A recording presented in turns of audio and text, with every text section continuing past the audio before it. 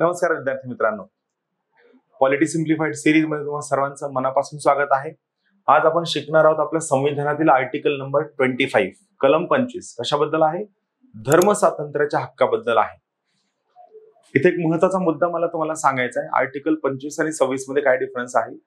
तर article 25 basically वैयक्तिक धर्म स्वातंत्र्याबद्दल बोलतं, आर्टिकल 26 सामूहिक धर्म स्वातंत्र्याबद्दल बोलतं। दोन्ही मधला डिफरन्स पक्का लक्षात ठेवा। आर्टिकल 25 वैयक्तिक धर्म स्वातंत्र्याबद्दल बोलतं, आर्टिकल 26 हे सामूहिक कलेक्टिव्ह फ्रीडम ऑफ रिलीजन बद्दल बोलतं। मग यात यांचं नेमकं काय म्हणणं आहे, काय प्रोव्हिजन्स आहेत आपण चला समजून घ्या, नेमकं काय दिलेलं आहे। थोडे इंटरेस्टिंग कन्सेप्ट आहेत। सगळ्यात पहिलं काय म्हणतं पहा, सदसद विवेक बुद्धीचे स्वातंत्र्य। बरोबर, सदसद विवेक बुद्धीचे स्वातंत्र्य इंग्लिश मध्ये शब्द आहे फ्रीडम ऑफ कन्सायन्स। काय शब्द आहे? Freedom of कन्सायन्स। कन्सायन्सचे स्वातंत्र्य सोबत काय आहे? आणि धर्माचे मुक्त प्रकटीकरण हा दुसरा हक्क, तिसरा आहे आचरण आणि सगळ्यात चौथा आहे प्रसार करण्याचा हक्क। सो लक्षात घ्या, आर्टिकल 25 तुम्हाला 4 गोष्टींचं स्वातंत्र्य देतं धर्माच्या बाबतीत। स्वतःची धर्माच्या बाबतीत सदसद विवेक बुद्धी वापरण्याचा हक्क, स्वतःचा धर्म प्रकट करण्याचा हक्क, स्वतःचा धर्म आचरणात आणण्याचा हक्क, स्वतःचा धर्म प्रसार करण्याचा हक्क। सो बेसिकली या 4 गोष्टींचे हक्क प्रत्येक व्यक्तीला मिळतात। त्याबद्दल आर्टिकल 25 हे वैयक्तिक धर्म स्वातंत्र्याबद्दलचं एक अत्यंत महत्वाचं कलम आहे। आता इथे लक्षात घ्या काय आहे, यावर काय बंधन लक्षात घ्या। सार्वजनिक सुव्यवस्था, नीतिमत्ता व आरोग्य, सार्वजनिक सुव्यवस्था, नीतिमत्ता व आरोग्य यांच्या या भागातील अन्य तरतुदींना अधीन राहून, म्हणजे तुम्ही फंडामेंटल राईट वापरत असताना, हा मूलभूत हक्क वापरत असताना तुम्ही सार्वजनिक सुव्यवस्था, नीतिमत्ता आणि आरोग्य या गोष्टींच्या अधीन राहूनच तुमचा मूलभूत हक्क वापरावा। कशाचा? वैयक्तिक धर्म स्वातंत्र्याचा। म्हणजे काय? धर्माबाबत सदसद विवेक बुद्धी, धर्माबाबत आचरण, प्रसरण, प्रकटीकरण या सगळ्यांबाबत तुम्हाला जो हक्क आहे, हा हक्क वापरत असताना तुम्ही सार्वजनिक सुव्यवस्था, नीतिमत्ता आणि आरोग्याच्या अधीन राहावं, यांना तुम्ही व्हायलेट करता कामा नये। सोप्या भाषेमध्ये तुम्ही तुमचा वैयक्तिक धर्म स्वातंत्र्य वापरत असताना जर तुम्ही सार्वजनिक सुव्यवस्थेला धोका पोहोचवताय, नीतिमत्ता भंग करताय किंवा आरोग्याला धोका पोहोचवताय, तर तुम्ही त्या ठिकाणी तो मूलभूत हक्क वापरू शकणार नाही। याच्या अधीन राहून सदसद विवेक बुद्धीच्या स्वातंत्र्याला, आता इथं पहिला पॉइंट आहे सदसद विवेक बुद्धी म्हणजे काय? याला आपण इंग्लिशमध्ये काय म्हणतो? कन्सायन्स। काय म्हणतो? कन्सायन्स। सो सदसद विवेक बुद्धी काय असतं? थोडक्यात माझं म्हणणं की आपला आतला आवाज, प्रत्येक व्यक्तीला धर्माच्या बाबतीत सदसद विवेक बुद्धीचा अधिकार असेल। म्हणजे काय? प्रत्येक व्यक्तीला धर्माच्या बाबतीत देवासोबत स्वतःचं नातं स्वतःच्या पद्धतीने ठरविण्याचा अधिकार असेल। स्वतःचं नातं देवासोबत स्वतःच्या सोयीने मोल्ड करविण्याचा ठरविण्याचा अधिकार असेल। म्हणजे काय? तर मी देवाला मित्र म्हणू शकतो, मी देवाला प्रियकर म्हणू शकतो, मी देवाला माझा मालक म्हणू शकतो। तुम्ही ते गाणं ऐकलं असेल बा, राम तेरी गंगा मैली मध्ये। त्यामध्ये काय असतं? त्या गाण्यामध्ये मंदाकिनी नावाची ऍक्ट्रेस काय म्हणते, एक राधा एक मीरा दोनने शाम को चाहा। म्हणजे एक राधा आहे, एक मीरा आहे, दोघींचा देव कोण आहे? श्याम आहे, म्हणजे कृष्ण आहे। पण राधा काय म्हणते? राधा म्हणते मी देवाची प्रेयसी आहे। मीरा काय म्हणते? मीरा म्हणते मी देवाची दासी आहे। सो देव एकच आहे, पण प्रत्येक व्यक्तीला देवासोबतचं स्वतःचं नातं स्वतःच्या सोयीने मोल्ड करण्याचा, अंतरात्म्याचा आतला हक्क असणं, आतला आवाज ऐकण्याचा हक्क असणं, याला म्हणायचं फ्रीडम ऑफ कन्सायन्स किंवा सदसद विवेक बुद्धीचे स्वातंत्र्य। प्रत्येकाला सदसद विवेक बुद्धीचं स्वातंत्र्य असेल। दुसरं, आणि धर्ममुक्तपणे प्रकट करण्याचा, दुसरं धर्ममुक्तपणे प्रकट करण्याचा। मी हिंदू आहे, मी मुस्लिम आहे, मी सिख आहे, ख्रिश्चन आहे, बुद्ध आहे। सो बेसिकली काय की माझा काय धर्म आहे, हा धर्म मला मुक्तपणे प्रकट करण्याचा अधिकार आहे। मला माझा धर्म मुक्तपणे प्रकट करण्याचा अधिकार आहे।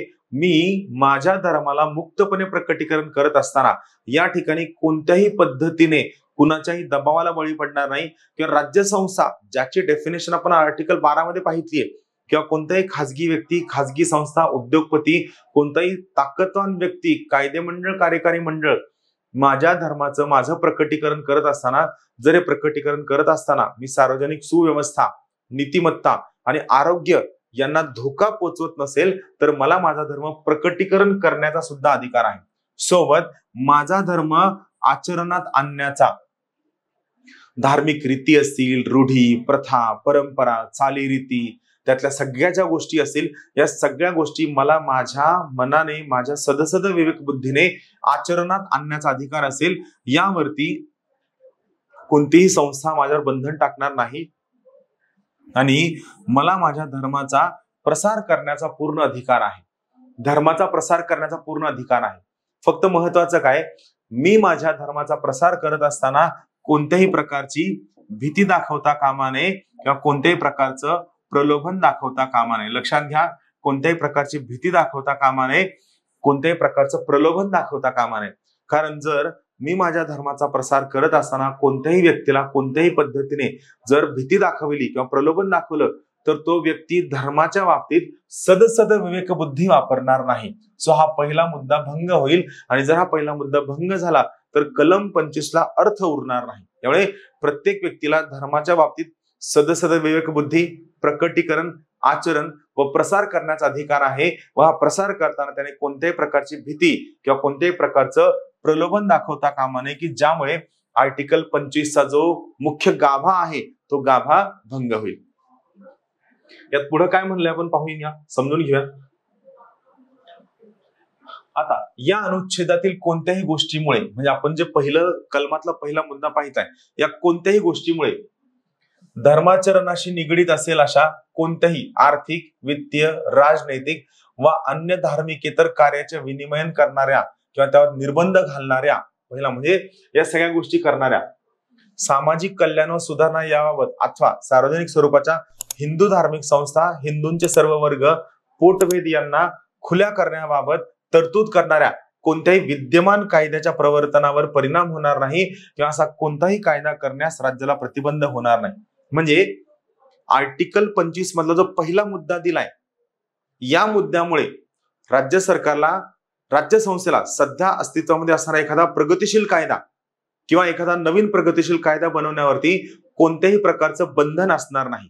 सध्या अस्तित्वामध्ये असणारा प्रगतिशील कायदा किंवा उद्या चालून कोणताही नवीन प्रगतिशील कायदा बनविण्यावरती कोणत्याही प्रकारचं बंधन असणार नाही. लक्षात घ्या, या दोन गोष्टींवरती कोणत्याही प्रकारचं बंधन असणार नाही. सो बेसिकली यांचं काय म्हणणं आहे, या सगळ्यांचं काय म्हणणं आहे, राज्य संस्थेने सर्वांच्या हितासाठी, सार्वजनिक भल्यासाठी जर कोणताही सध्याचा कायदा अस्तित्वामध्ये आणला किंवा नवीन एखादा कायदा केला तर या कायद्यावरती या ठिकाणी दिलेली ही जी तरतूद आहे, या तरतुदीमुळे कोणत्याही प्रकारचं बंधन येणार नाही. थोडक्यात राज्य संस्था, ज्याची व्याख्या आपण आर्टिकल 12 मध्ये पाहिलेली आहे, ही राज्य संस्था धर्माच्या प्रगतिशील पुरोगामित्वासाठी नवीन प्रकारचा कायदा करू शकते किंवा सध्या अस्तित्वामध्ये असणारा एखादा जो कायदा आहे या कायद्याला योग्य पद्धतीने वापरू शकते, त्यावर कोणत्याही प्रकारचं बंधन असणार नाही. आता या ठिकाणी पुढचं काय म्हणलेलं आहे तर लक्षात घेऊया. या ठिकाणी एक स्पष्टीकरण आहे. स्पष्टीकरण काय म्हणतं तर किरपान धारण करणे किंवा कृपान धारण करणे, शीख व्यक्ती जे हत्यार स्वतःसोबत ठेवतो त्याच्यासाठी पवित्र वस्तू आहे, त्याला आपण किरपान असं म्हणतो किंवा कृपान असं म्हणतो. तो कृपान धारण करणे व स्वतः बरोबर बाळगणे हे शीख धर्माच्या प्रकटीकरणात समाविष्ट असल्याचे मानले जाईल व यामुळे जर एखाद्या ठिकाणी शीख व्यक्ती हे किरपान कॅरी करत असेल तर त्याला त्या ठिकाणी मज्जाव केला जाणार नाही, त्याला विरोध केला जाणार नाही. ते त्याच्या धर्माच्या प्रकटीकरणाचं एक प्रतीक मानलं जाईल, जे त्या धर्मामध्ये अत्यंत पवित्र मानलं जातं. दुसरं स्पष्टीकरण आहे खंड 2 च्या उपखंड ख मध्ये हिंदू या शब्दोल्लेखात, म्हणजे आर्टिकल 25 साठी जेव्हा आपण हिंदू हा शब्द वापरतो त्या शब्दामध्ये कोणकोणत्या धर्मांचा समावेश होतो. आर्टिकल 25 मध्ये हिंदू या शब्दाच्या उल्लेखामध्ये शीख धर्मीय, जैन धर्मीय व बौद्ध धर्म प्रकट करणाऱ्या व्यक्तींचा उल्लेख समाविष्ट आहे, असा याचा अन्वयार्थ लावला जाईल. आणि हिंदू धार्मिक संस्थांच्या उल्लेखाचा अन्वयार्थ तर तदनुसार लावला जाईल. म्हणजे ज्या ठिकाणी आपण हिंदू व्यक्ती म्हणतो तर त्या ठिकाणी ही तरतूद शीख व्यक्ती, जैन व्यक्ती, बौद्ध व्यक्ती तिघांनाही लागू होईल. किंवा ज्या ठिकाणी आपण हिंदू धर्म संस्था बोलतोय त्यावेळेस ती तरतूद शीख धर्म संस्था, जैन धर्म संस्था किंवा बौद्ध धर्म संस्था तिघांना सुद्धा त्या ठिकाणी योग्य पद्धतीने लागू होईल. यामुळे आर्टिकल 25 मध्ये हिंदू हा जो शब्द आहे या शब्दाची कायद्यासाठी व्याप्ती वापरण्यासाठी हे सर्व धर्म जरी वेगवेगळे असले तरी याच्या तरतुदी लागू करण्यासाठी आर्टिकल 25 मध्ये हिंदू शब्दाच्या बरोबरीने हिंदू, शीख, जैन व बौद्ध या तीनही धर्मियांचा समावेश असणार आहे, की जेणेकरून प्रत्येकासाठी वेगळं कलम करणं हे या ठिकाणी आवश्यकता भासणार नाही. परत एकदा महत्वाचा फरक सांगतो, लक्षात घ्या. आर्टिकल 25 हे वैयक्तिक धर्म स्वातंत्र्याबद्दल आहे, आर्टिकल 26 हे सामूहिक धर्म स्वातंत्र्याबद्दल आहे. धन्यवाद.